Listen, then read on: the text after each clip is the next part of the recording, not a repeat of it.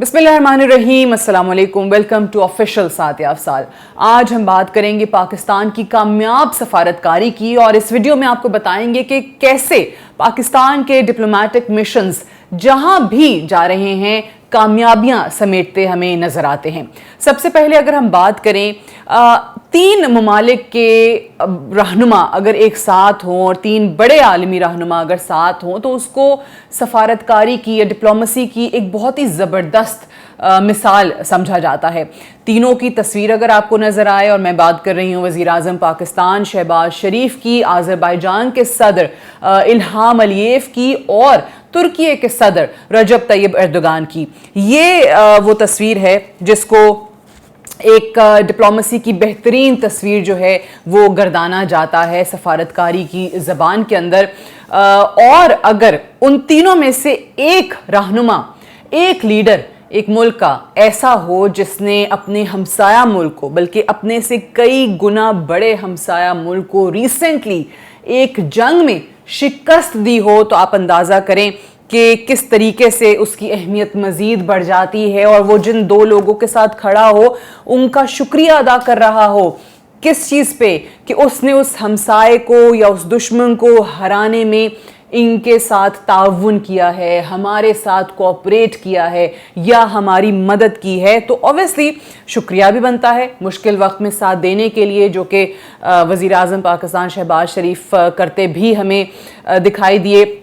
इस वक्त एक बड़ा ज़बरदस्त एक नया इत्तेहाद आपको नज़र आता है पाकिस्तान का, आज़रबाईजान का, तुर्की का, और इसमें चौथा मुल्क ताजिकिस्तान भी था जहां वज़ीर आज़म गए। सबसे पहले ईरान गए, वो शुक्रिया अदा किया कि पाकिस्तान का आपने साथ दिया। आज़रबाईजान, तुर्की, ताजिकिस्तान, अब ये पैगाम दुनिया तक पहुंच रहा है। पाकिस्तानी मिशन, ये दो मिशंस हैं। अभी पहले मिशन की बात कर रही हूँ जिसमें आपको वज़ीर आज़म शहबाज शरीफ नज़र आते हैं, जिसमें आपको नायब वज़ीर आज़म इसहाक डार नज़र आते हैं, फील्ड मार्शल सैयद आसिम मुनीर नज़र आते हैं। सो ऑब्वियसली ये जहाँ जा रहा है मिशन, वो ये आपको बताता है, दुनिया को बताता है कि किस तरीके से पाकिस्तान ने हमेशा पीस की बात की है, अमन की बात की है।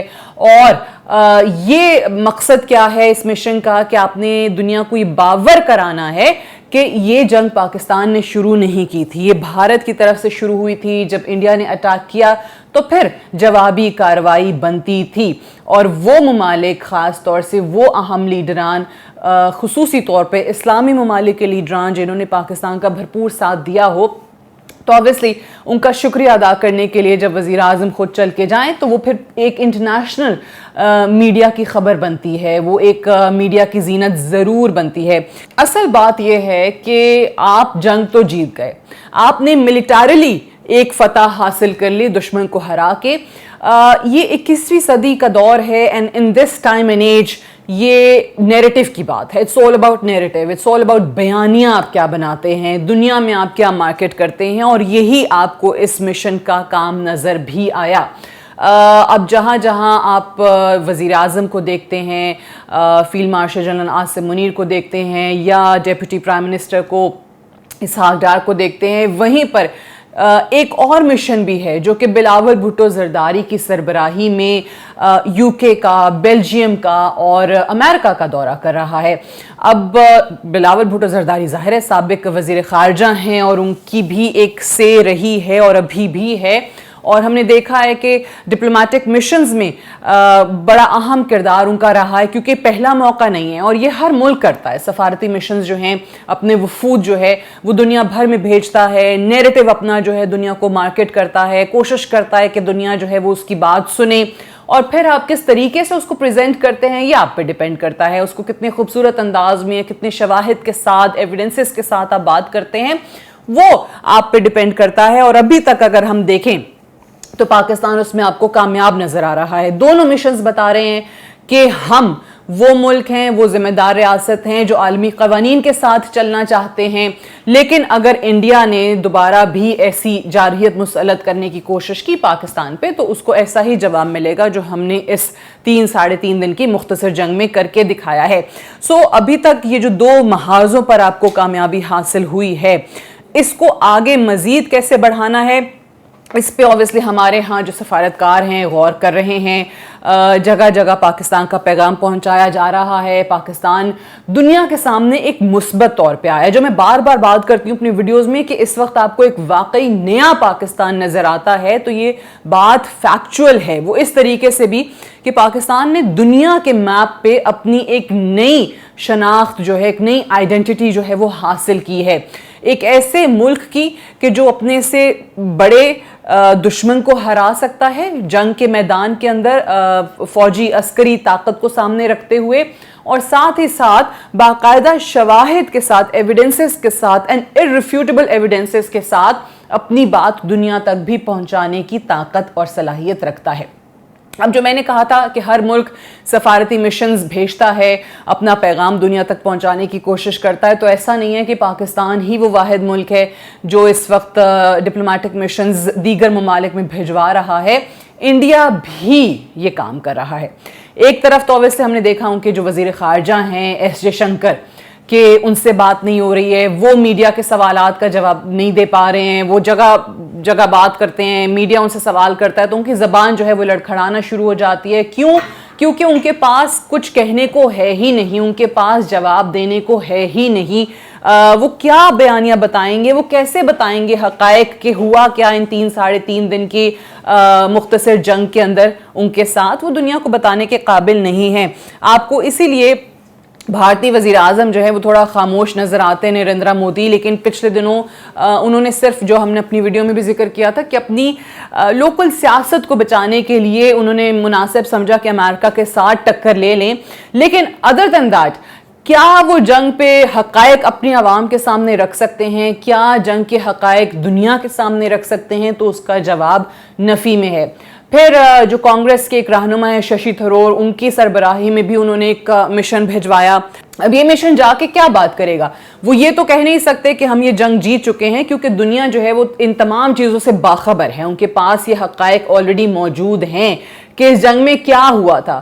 انفیکٹ ہمارے جو مشنز جاتے ہیں ان سے وہ یہ پوچھنے کی کوشش کرتے ہیں کہ آپ نے کس طریقے سے بھارت کو، اس کی فوج کو، خاص طور سے اس کی ایئر فورس کو زیر کیا ہے. دنیا یہ جاننا چاہتی ہے. مغربی میڈیا کے سوالات یہ ہوتے ہیں ہمارے لوگوں سے.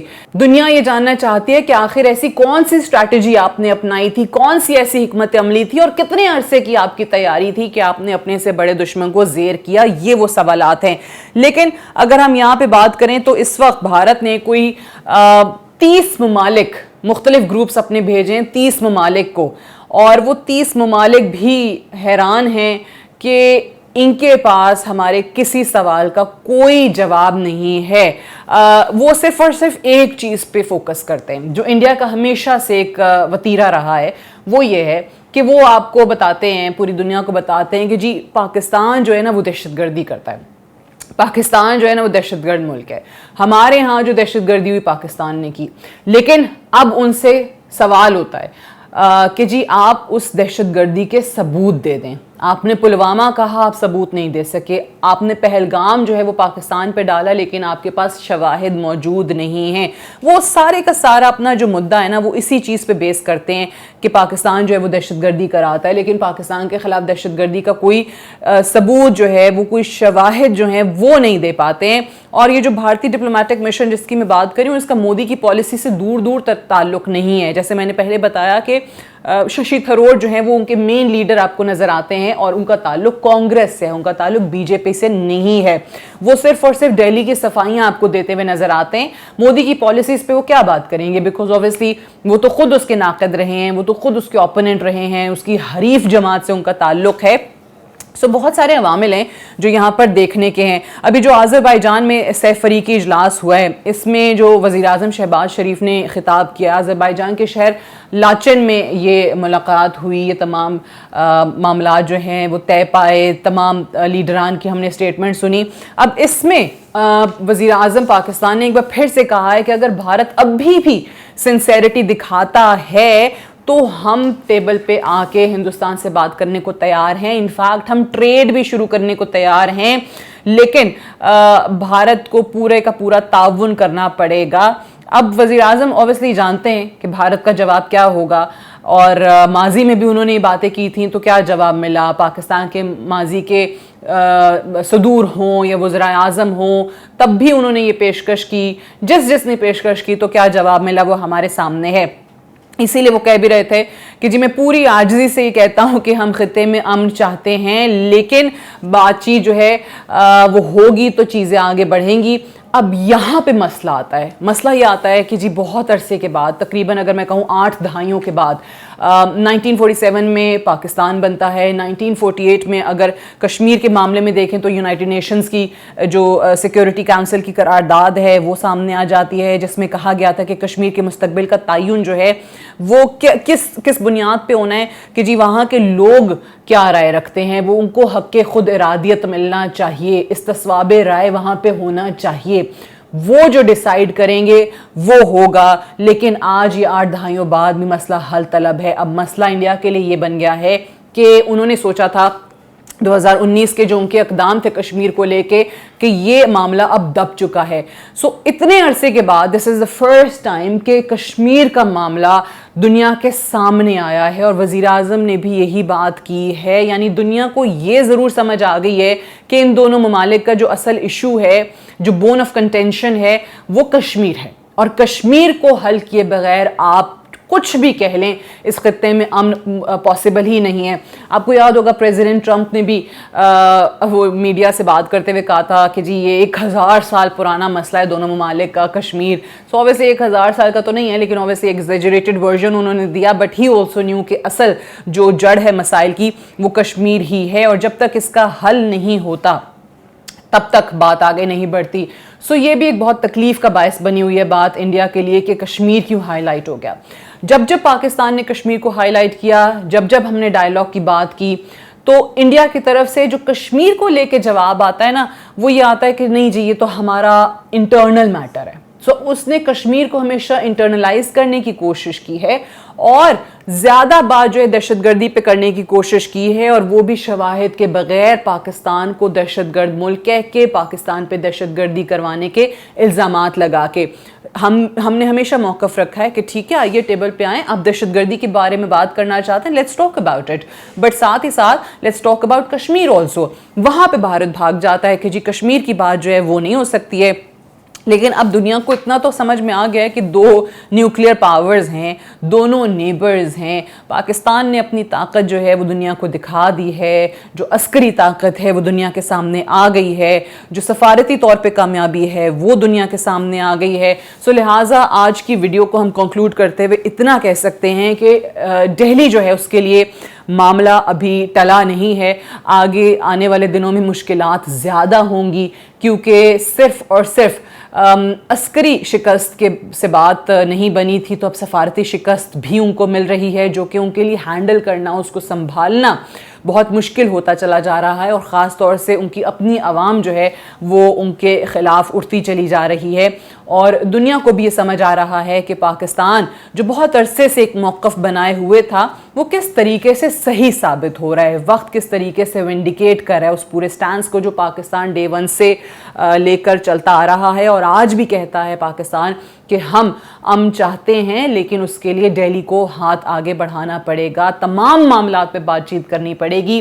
لیکن اس وقت خطے میں امن کی راہ میں حائل جو سب سے بڑی رکاوٹ ہے وہ دہلی ہی ہے, انڈیا ہی ہے, اور یہ چیز جو ہے وہ پاکستان بار بار دنیا کے سامنے رکھ کے ان کو بابر کرا رہا ہے اور بہت کامیابی سے کرا رہا ہے. آج کی ویڈیو میں اتنا ہی. اپنا فیڈ بیک ضرور دیجیے گا. Do comment, like and subscribe to our channel. Thank you so much for watching.